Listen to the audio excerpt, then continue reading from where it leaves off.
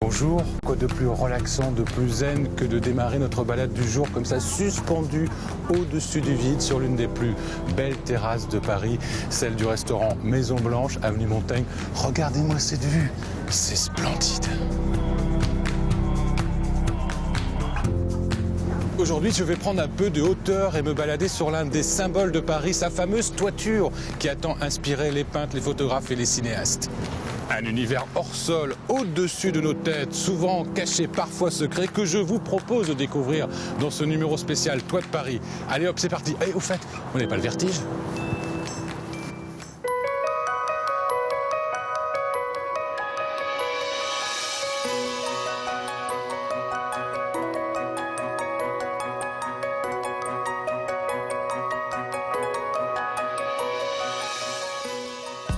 Au sommaire de ce numéro de Paname un peu perché forcément, Johan Leroux, alias Zéphyr, est freerunner et ce qu'il aime par-dessus tout, c'est gambader sur le zinc, juste au-dessus de nos têtes. Dans Paris, il y a des endroits où personne n'a mis le pied. Quel rapport entre un facteur et une aubergine? Le toit potager du centre de tri postal de la Chapelle, bien sûr. Et c'est les premières sur le toit là. Première tomate de la Poste. Même. De la Poste. Presque 100 ans plus tard, Frédéric Gersal nous fait revivre l'aventure peu banale, vécue par Jules Védrine, un as de l'aviation prêt à relever tous les défis.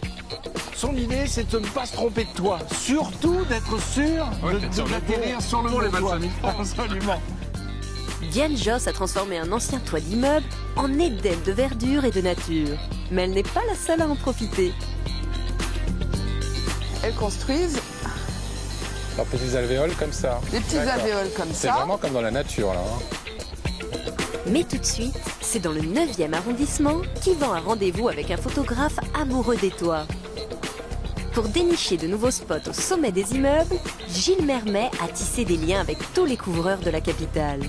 Et dès qu'un échafaudage se monte, il pointe le bout de son objectif. Salut Gilles. Ah, Yvan. Comment tu vas? Très bien, je t'attendais. Moi je pensais te trouver sur les toits. Ah Qu'est-ce bah que tu non, fais mais là ça m'intéresse aussi de... On peut pas s'intéresser au toit sans s'intéresser aux façades. Les façades ont tellement d'histoires magnifiques à raconter qu'il y a toujours un lien entre les deux.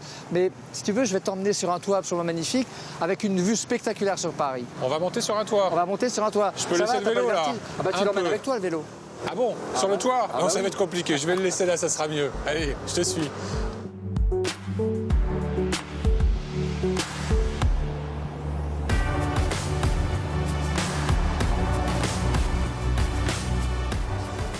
Donc voilà l'échafaudage qui est placé à l'intérieur de la cour. Ben, il n'y a plus qu'à faire attention à soi et puis prendre son souffle Et ne et pas avoir le commencer à vertige. grimper. Déjà, ça se mérite de monter sur un toit.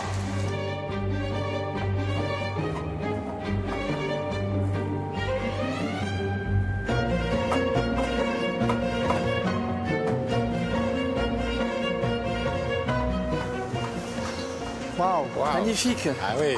Alors donc après les efforts de l'ascension, la récompense, hein, Yvan, voilà. Je vois ça, Les toits ouais. de Paris, magnifique. C'est somptueux.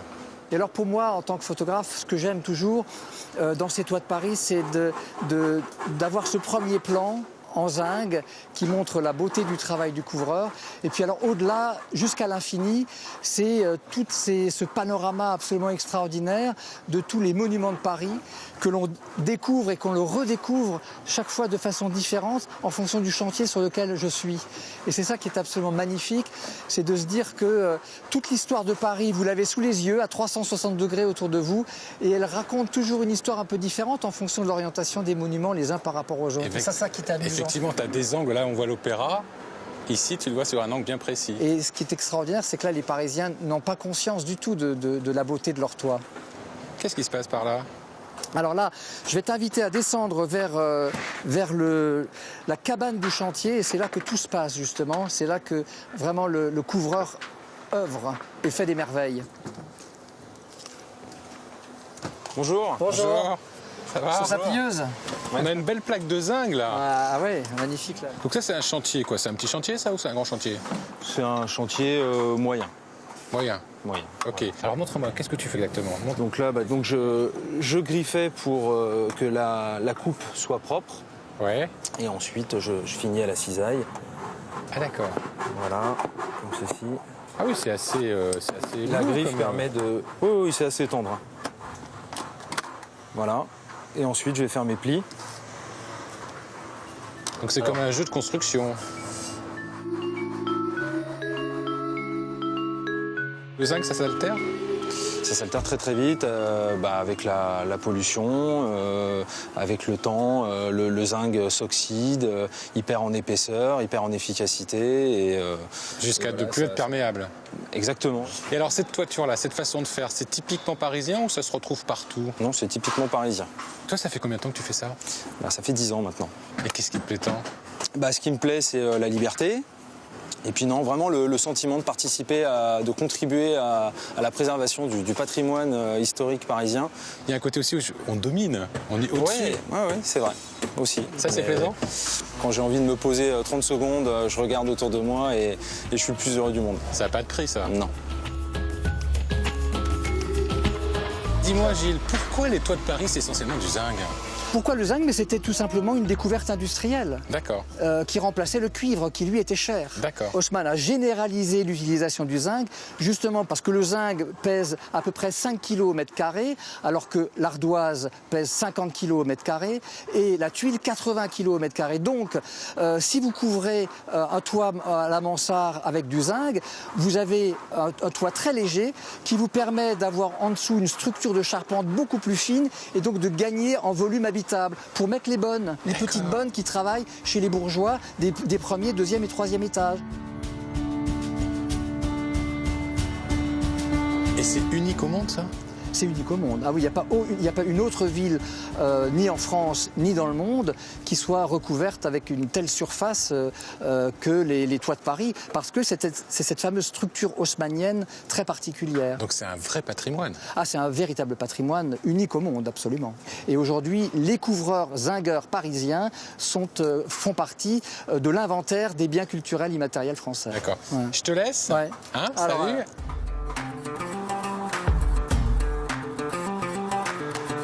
En redescendant vers les grands boulevards, Yvan ne regarde plus les toits comme avant. Des mondes secrets se cachent là-haut, et parmi eux, celui de Diane Joss vaut le détour. Il y a 20 ans, elle a transformé un toit-terrasse très banal en splendide rooftop. Aujourd'hui, elle le partage avec quelques milliers d'abeilles qu'elle chouchoute comme ses protégés. La fumée, c'est pour les endormir, hein, ça leur fait pas de Ça, mal. en fait, ça leur... ça masque les odeurs d'alerte et tout ça. C'est ça. Alors ça, c'est la ruche, quoi? Varée. Ça, c'est la ruche varée, ruche naturelle varée. L'abeille, elle construit elle-même ses cires comme dans un tronc d'arbre carré. Elle se débrouille. On se fait tout un monde, hein, des abeilles. On dit que ça fait mal, ça pique, c'est agressif, mais c'est pas vrai. Hein. Elles n'ont qu'une seule chose à faire, c'est d'aller à la fleur et de revenir. Ouais. Aller chercher le nectar, revenir, le donner à leurs sœurs. Et le miel se garde hyper longtemps. Ils en ont trouvé même dans les pyramides operculées. Il était C'est pas toujours vrai. bon. Toujours oui. bon. Toujours Vous pouvez bon. le consommer. Il y a d'autres sortes de ruches. Oui, alors il y a aussi la ruche kenyane. Ici, dans la ruche varée, elle se développe à la verticale et dans la ruche kenyane, elle se développe à l'horizontale. Donc on va refermer celle-ci et on va aller voir l'autre. Merci les girls, vous avez été très très mignonnes.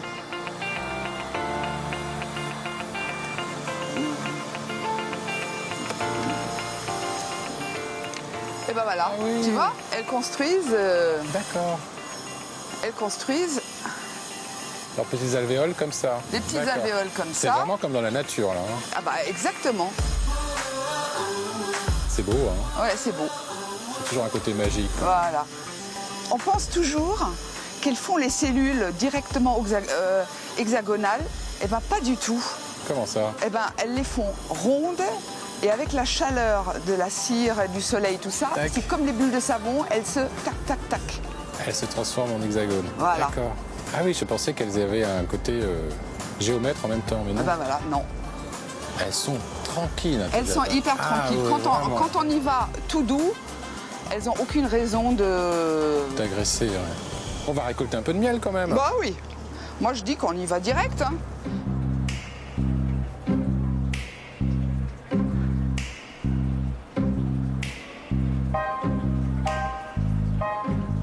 Ça, c'est un demi-élément rempli de miel.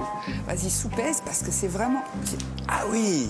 Ah il y a ouais, c'est quelques impressionnant. kilos, là, Hein. déjà, hein. Et ça, c'est de la cire fraîche, blanche. Et ça, on va faire une petite récolte. Là, c'est rempli comme dans de la miel. cuisine. Voilà, c'est Comment rempli on de procède, miel. alors Comment on procède? Casserole, passoire. Bon, là, j'ai un vieux couteau que j'ai tordu. Et je vais le faire passer en dessous. Voilà, tout simplement. Et je coupe. D'accord. Ça, alors franchement, tout le monde peut le faire. Hein. C'est ouais. du fastoche de chez Fastoche. Voilà, là, on a un morceau magnifique. Déjà un beau morceau, oui. Bah oui, un beau morceau. Et alors après, comment on extrait le miel? On écrase tout? Tu sais que tu peux même prendre un petit bout comme ça. Attends. Oui, et le manger directement? Bah, attends, je te le mets dans la bouche, comme ça, tu n'auras pas... C'est une affaire collante. Attention, le couteau est pointu. Alors Elle est pas belle, la vie? Je vais après couper tous les autres morceaux. Ça, je le mets comme ça. Et j'y vais. Hop. Tout simplement. Et le miel, il va s'écouler.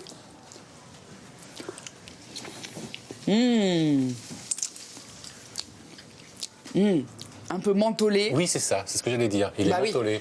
Bah, j'ai Un peu beaucoup de menthe poivré, ici. ouais. J'ai beaucoup de menthe. C'est pour ça. Alors, je goûte encore. C'est ça, le goût de menthe. C'est ça. Moi, j'ai très envie de visiter cette terrasse quand même. Eh ben parce alors qu'elle est viens, unique parce à qu'en Paris. fait, coup de chance, c'est qu'il y a encore un autre petit étage au-dessus avec une vue Ah, il y a une just surterrasse. magic, une sur-mini terrasse. Avec Faut que une tu me vue à racontes un couper peu le ta feu. passion pour cet endroit et pour les toits de Paris. T'es perché, toi? Moi, je suis perchée. Waouh, waouh, waouh. Mais qu'est-ce que c'est que cet endroit? C'est Bali, ici. Oui, mais il fut un temps, j'ai vécu Ah, t'as pas vécu mal là-bas. de temps en Indonésie, donc du D'accord. coup, c'est vrai que je suis un peu imprégnée et j'avais ramené plein de choses. Mais raconte-moi l'histoire de cet endroit. Il y avait une piscine, Ici? la première piscine à vagues, tout en bas, et on pouvait monter au solarium qui était ici. Aujourd'hui, on appelle ça un rooftop, mais à l'époque, Oui. on appelait ça un solarium, un toit terrasse. Et donc, toi, t'as racheté tout ça? Moi, comme j'aime la verdure et la nature, eh ben, je me suis dit, là, je vais pouvoir mettre toutes mes plantes, faire pousser mes légumes. Vas-y, je t'en prie. Non. Incroyable. Just magic. Ah ouais. C'est ma place préférée, avec le coucher de soleil vers là-bas. Là-bas. Voilà, en ce moment, c'est vers 10h moins le quart. Ouais. C'est la petite place de l'apéro. J'adore. Et puis on a pratiquement une vue à 360 degrés. Avec la Tour Eiffel, l'Opéra, l'Arc de Triomphe, la Tour Saint-Jacques. Qu'est-ce que c'est que ça? Eh ben, c'est l'hydromel. Ah oui, à base de miel. C'est particulier, je crois. Hein. Oui, c'est mais- particulier. D'une traite. Ah oui. Merci Diane. Vraiment, merci de m'avoir permis de grimper ici, chez toi, dans ton univers.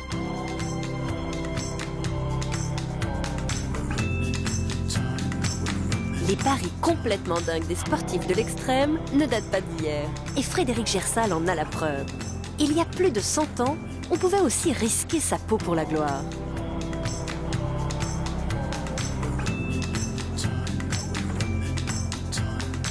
Explication sur le toit des Galeries Lafayette, là où s'est écrit une page de l'histoire de l'aviation.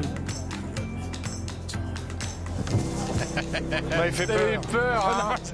Vous aussi, vous êtes perché? Comment ça va? Très bien. Mais pas n'importe où. Ah Vous non. êtes sur le toit des Galeries Lafayette. Vous vous rendez compte? Super chic. Vous avez vu ça? Alors, une vue extraordinaire, évidemment. Théophile Bader, créateur des Galeries, trouve un emplacement incroyable au 1 rue Lafayette. Ah bah oui. Alors, ça devient les Galeries Lafayette. Lafayette. Donc, créé en 1899, à partir de ce moment-là, il réalise d'importants travaux avec cette verrière extraordinaire au-dessus de l'escalier et au-dessus du magasin. Donc, il fait des travaux et en 1912, c'est l'inauguration et il propose un coup de pub extraordinaire. Il demande à tous les aviateurs de venir se poser en avion ici en 1912. Là, sur le toit? Sur le toit pour 25 000 francs. Ici.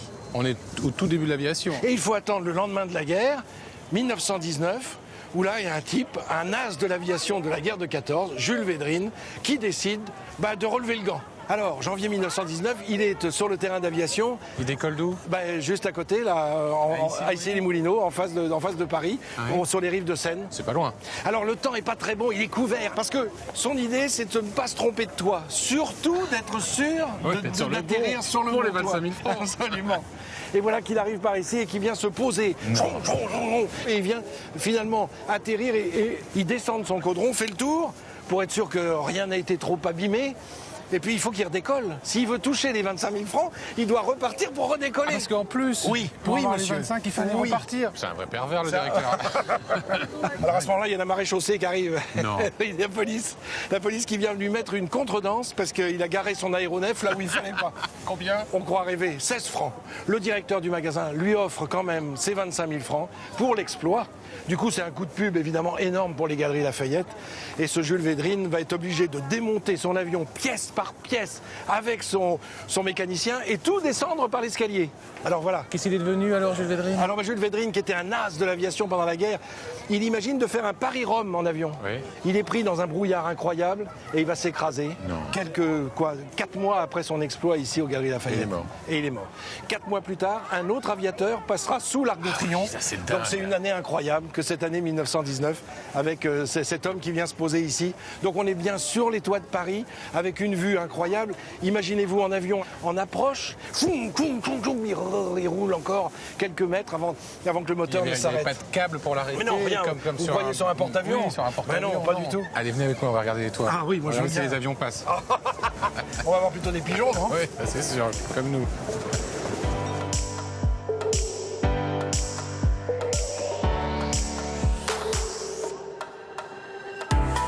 Sur les toits, on trouve des gens perchés bien sûr, mais aussi quelques timbrés. Direction un centre de tri postal pas comme les autres. Dans le 18e arrondissement, une drôle de communauté, les facteurs graines, a décidé d'investir les toits de leur bureau pour en faire un potager géant.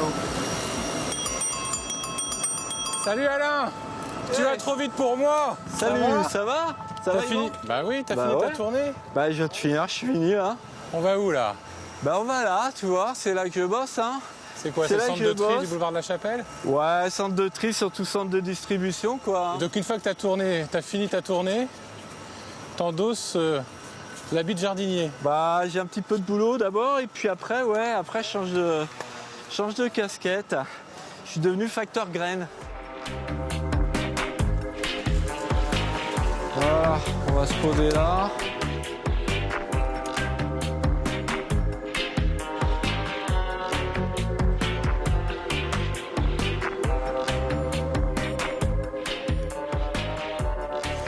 Effectivement, c'est impressionnant. C'est beau, ouais. Voilà. Donc Bah, c'est écoute, ici. je vais t'emmener voir Sophie hein. Sophie qui est... Sa bande, Sophie, qui est avec quelques autres, qui est vraiment à l'origine du projet Facteur Graines, voilà. Je te laisse entre de bonnes mains. Je te laisse Alain. Voilà. À bientôt. Ciao. Ciao. Salut Sophie. Salut. Donc là, c'est déjà la récolte. Et ouais, La des récolte des tomates. Les premières tomates. Et c'est les premières sur le toit là. Premières tomates de la Poste De maintenant. la Poste. Tomates de la Chapelle, de la Poste. Ah bah, moi ça pousse ici sur le toit. Raconte-moi, c'est quoi cette idée de Facteur Graines? Comment ça a commencé? Facteur Graines, ça commence déjà par une envie de m'engager et de relier peut-être finalement ce que j'avais un peu exploré dans l'agriculture urbaine. J'étais directrice de bureau de poste depuis 15 ans. J'ai décidé de m'engager et de m'élancer sur les toits. Donc j'ai commencé à visiter des toits de la Poste. Et à chaque visite, je faisais des rencontres de postiers qui me racontaient la même histoire que celle qui germait dans ma tête. À savoir que l'un me disait je suis apiculteur, l'autre me disait mais moi je suis jardinier. Et donc à un moment donné, je me suis dit mais voilà, tout ça fait sens et il y a vraiment quelque chose à faire ensemble, à écrire cette histoire. Il fallait trouver un lieu. Et notre entreprise a joué le jeu en proposant ce toit-là. Et ben nous, on s'est réunis, je les ai tous appelés, mes petits jardiniers apiculteurs engagés. J'ai dit, voilà, vous voulez pas qu'on y aille? Et ça a marché. Et ça a marché. On a monté une association qu'on a appelée la communauté Facteur Graines. Alors Facteur Graines, pourquoi? Parce que le facteur, c'est notre métier de cœur. Oui. Et puis finalement, c'est aussi le facteur exponentiel de la graine. Qui, en fait, en s'essaimant, on est 240 000 postiers. Donc on se dit que si finalement ce petit noyau donne des idées un peu partout, on peut essaimer des initiatives telles que celle-ci. T'as combien de mètres carrés là? Là, on a presque 1000 mètres carrés. Et on a réussi à faire finalement 4 champs. On a 53 buts de permaculture là, aujourd'hui pour explorer et apprendre ensemble.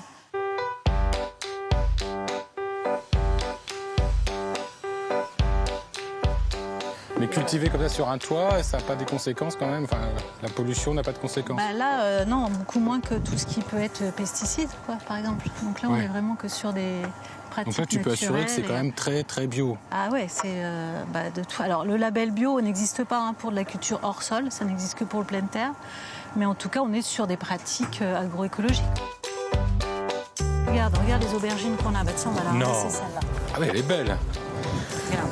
Tiens, si tu veux te faire plaisir, tu les coupes là. Je te laisse.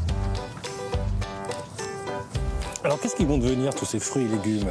Alors nous, le but, c'est vraiment de réapprendre aux gens à acheter local et manger local. Donc on va les distribuer, effectivement, on les distribue déjà à tous ceux qui participent.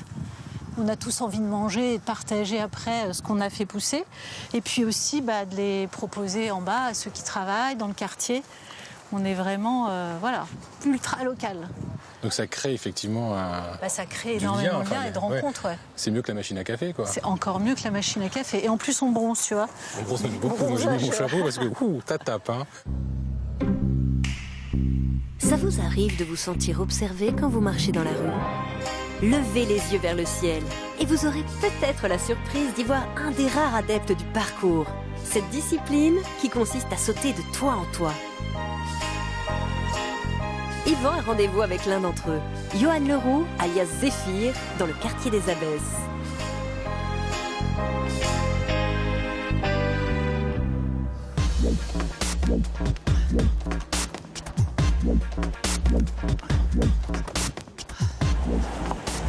Oh mais tu viens d'où? Comment vas-tu? Salut, Johan. Bah écoute, Je te cherchais là-haut, moi. fallait regarder de l'autre côté à ce moment-là. Ça, tu viens de là-haut? J'arrive de là-haut, effectivement. Les balcons sont assez simples et puis quand on prend un petit peu son temps, Ah bah oui. on est Montre-moi tes mains, toi. c'est un petit peu sale. T'as quoi? T'as des ventouses particulières? Non, mais j'ai pas mal de cornes sur les mains, effectivement. À force de... À force de crapahuter partout, on se forge justement un petit peu des mains solides sur lesquelles vraiment on peut avoir confiance en ses mains et ses accroches. Toi, Johan, ton activité principale, c'est d'être sur les toits? Alors techniquement, mon activité, c'est surtout le fait d'être fort pour être utile. C'est-à-dire que je vais utiliser les capacités de mon corps dans un environnement qui me laisse des opportunités de création assez énormes au niveau du déplacement. Effectivement, c'est en train de devenir une vraie communauté. Comment on appelle ça? Yamakasi? En gros, alors Yamakasi, c'est le nom d'un seul groupe. C'est un Ouais. petit peu comme si tu disais que les footballeurs faisaient du Zidane. Zidane, ouais. Donc on a le nom parcours, Ouais. free running et art du déplacement. Ouais. Donc c'est des disciplines et des philosophies différentes, mais qui se rejoignent dans le fait d'utiliser son corps pour soi-même et pour les autres, tout en se déplaçant efficacement dans un milieu urbain. Et alors toi, qu'est-ce que tu recherches exactement? Le plus grand parcours? Ce que je cherche, c'est, on va dire, sur les toits parisiens, c'est purement l'exploration, la découverte. Je suis un aventurier, je suis quelqu'un qui adore découvrir des nouveaux endroits, des nouveaux points de vue, des endroits où personne n'est jamais allé. Dans Paris, il y a des endroits où personne n'a mis le pied. Et comment tu fais pour les trouver, ces endroits-là? Eh bien, en général, je me perds, puisque le meilleur moyen de trouver l'introuvable, pour moi, c'est de se perdre. Et qu'est-ce qui t'intéresse tant que ça sur les toits de Paris? C'est vrai qu'on a toujours cette impression, quand on nous voit grimper, qu'on a besoin de ce rush d'adrénaline, qu'on est toujours dans le côté sport extrême. Mais en fait, quand on va sur les hauteurs, on se rend compte que c'est calme. Il y a très peu de gens. Les gens sont vraiment très accueillants sur les toits parisiens, d'ailleurs. Ah bon, il y a du monde quand même sur Il y les a toits? du monde, effectivement. Comment ça, ils sont accueillants? Tu croises qui? Alors en général, quand on va grimper un immeuble, on peut avoir à croiser des gens sur leur balcon. Des fois, ils nous invitent à boire un petit café et tout simplement nous demander qu'est-ce qu'on fait là. Mais ce qui te plaît, c'est ça, c'est contrôler ton corps. C'est ça. C'est un outil formidable, le corps humain. On est capable de faire des choses extraordinaires. Je dis souvent que si l'impossible est impossible, c'est que personne ne l'a encore réalisé. Toute dernière question, Johan. sûr. C'est un vrai spot intéressant, Paris, pour les toits, pour grimper? C'est l'endroit idéal? Qui n'a pas rêvé de voir l'horizon à partir de Paris? Moi, quand je me couche le soir, que je dors sur les toits de Paris, j'ai la tour Eiffel qui s'illumine le soir avant que j'aille me coucher, et elle s'illumine à mon réveil. Voilà. Tu dors sur les toits de Paris. Je dors sur les toits de Paris avec mon équipe, on se fait voilà, des petits dodos sur les toits avec les hamacs, très souvent. C'est la plus belle chambre du monde alors. Eh ben, disons que sur l'hôtel 4 étoiles, on a décidé de prendre le dernier étage, celui qui est au-dessus du dernier étage en gros. Et on a effectivement des plus belles vues. On va se quitter. On va terminer ensemble l'émission. On va dire au revoir aux téléspectateurs si tu veux bien. Avec grand plaisir. On va les inviter à voir au revoir cette émission sur France3.fr, à venir aussi me parler sur les réseaux sociaux, sur Facebook, sur Twitter.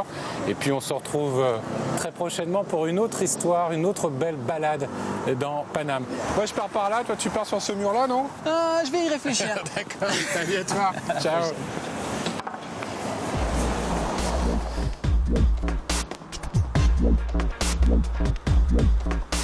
Si vous voulez vous initier au parcours, surtout ne tentez pas de le faire par vous-même, mais prenez contact avec des spécialistes comme Johan. Pour revenir sur un lieu bien perché et chargé d'histoire, direction le rooftop des Galeries Lafayette. Enfin, une autre vue imprenable sur la capitale, le restaurant La Maison Blanche.